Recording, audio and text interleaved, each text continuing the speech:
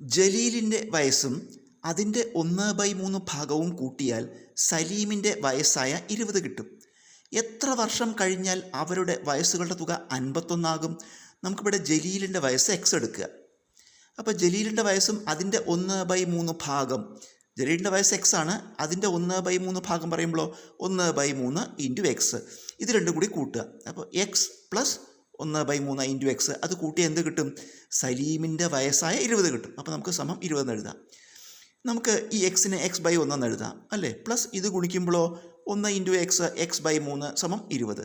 ഇനി ഇതെങ്ങനെ കൂട്ടുക? ഇത് കൂട്ടാൻ ഈ അംശവും ഈ ഛേദം കൂടി ഗുണിക്കുക. അപ്പോൾ എന്ത് വരും?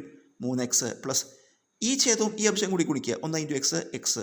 അപ്പോൾ 3x plus 1x divided by ഛേദങ്ങൾ തമ്മിൽ ഗുണിക്കുക. 3 സമം 20.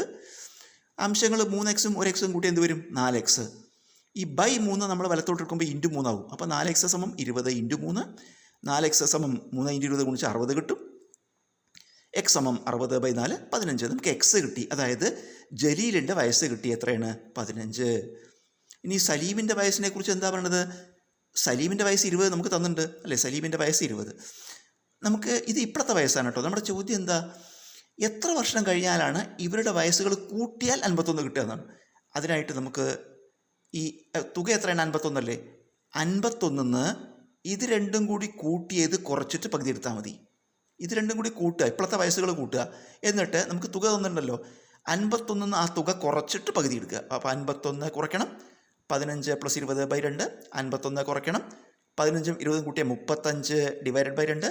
51 35 കുറച്ച 16/2 വരും. 16/2 8ആണ്. അപ്പോൾ 8 വർഷം കഴിയുമ്പോൾ ഇവർ വയസ്സ് കൂട്ടി എത്ര കിട്ടും? 51. നമുക്ക് ശരിയാണോ നോക്കാം. 8 വർഷം കഴിയുമ്പോൾ ജലീലിൻ്റെ വയസ്സ് എത്ര കിട്ടും? 15 23 അല്ലേ.